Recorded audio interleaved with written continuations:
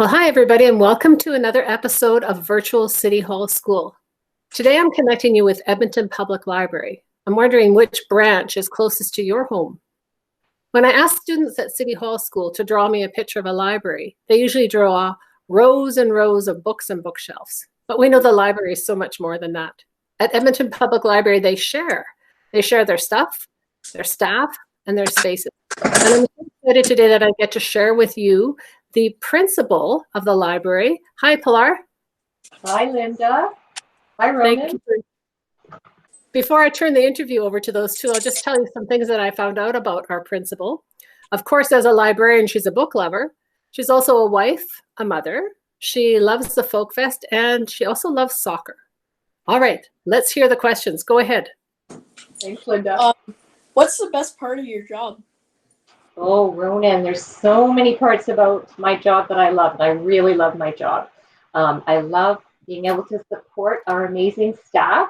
They're so creative and innovative, and they're really committed to helping Edmontonians be the best they can be and making a difference in their lives by sharing information, by sharing how to learn to love to read, by sharing how to use a 3D printer or Lego robotics, so all kinds of things. So, and then I really also like to connect with stakeholders. So one of our biggest stakeholders, since we're heavily funded by the City of Edmonton and the municipal tax base, is our City Council. So I enjoy connecting with our councillors and letting them know what's happening in their different areas of responsibility and asking how the library can support them in meeting their objectives.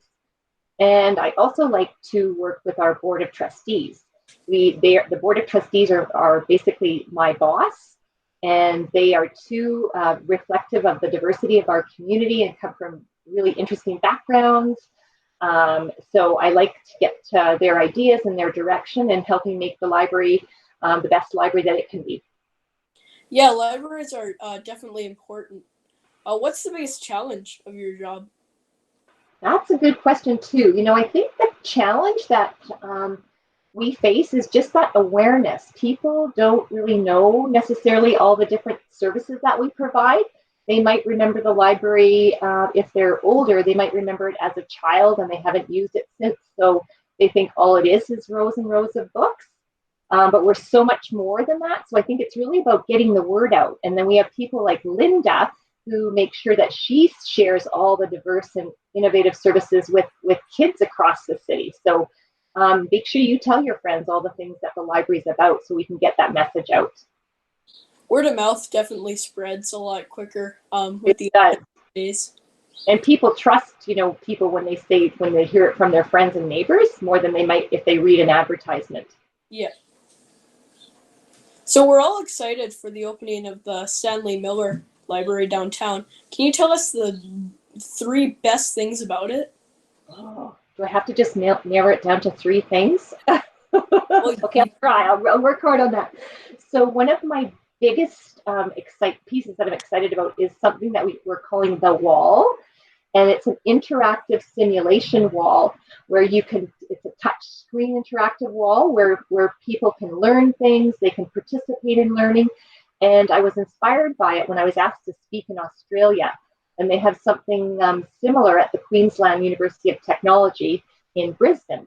So when I was there, I said, oh my goodness, I was sharing with our team about how exciting this would be to feature this at Milner. So the team was really excited about it too. So what they had in Australia, and then what we're going to have too, is as a simulation of the Great Barrier Reef in Australia. So you can see big fish swimming by and different sea life, and you can touch it, and it might tell you what that specific animal eats, what its enemies are. You can play games, all in a way to learn. And what's super exciting about this is that we can feature great content that's being produced here in Edmonton.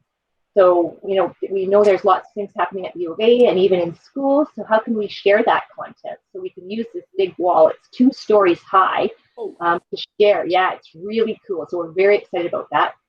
I'm also excited about the makerspace. And I don't know if you ever had a chance to come and have a tour of the makerspace, but in the past, and Linda will remember this, we had to close the makerspace if we had tours. So now we've got two makerspaces, one specifically for kids in the kids library, and then we've got another one that's 3 times as big as our previous version. And it's going to have things like obviously 3D printers and robotics, Raspberry Pis, but we're also going to have things like a laser cutter, a heat press, some sewing machines, and a computer lab. So lots of exciting features that we're pretty happy about.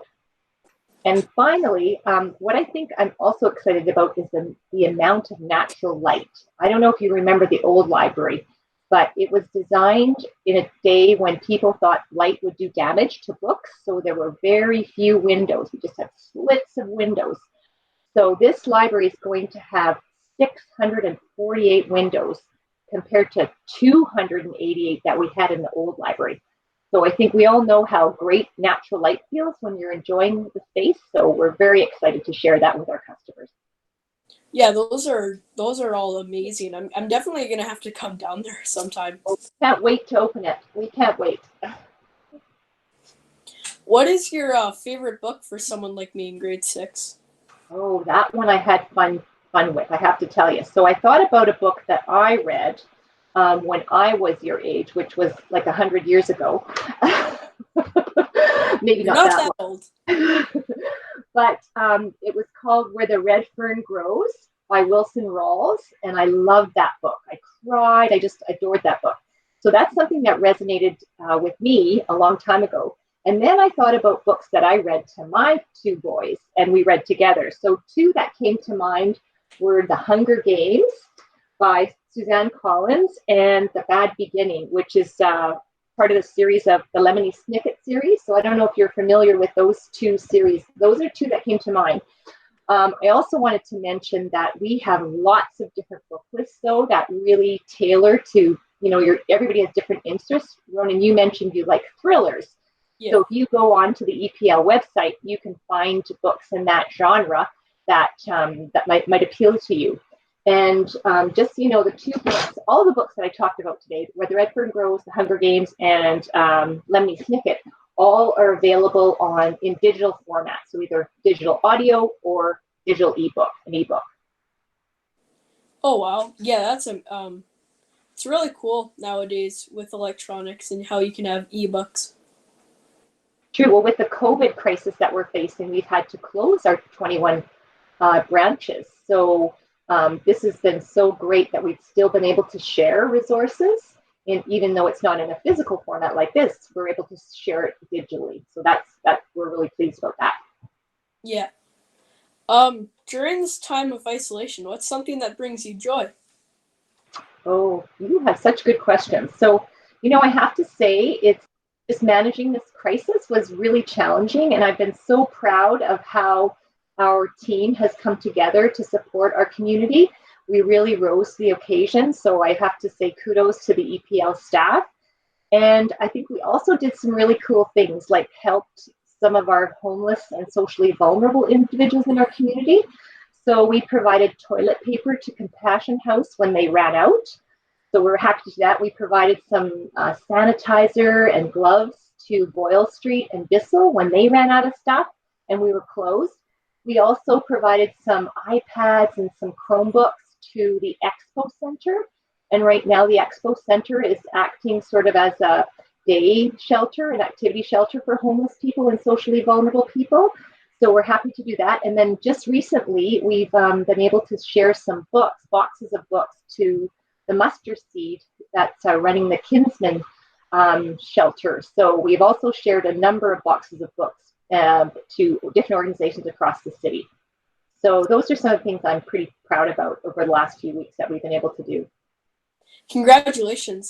That's actually amazing. So what do you hope we can all learn or take away from this experience?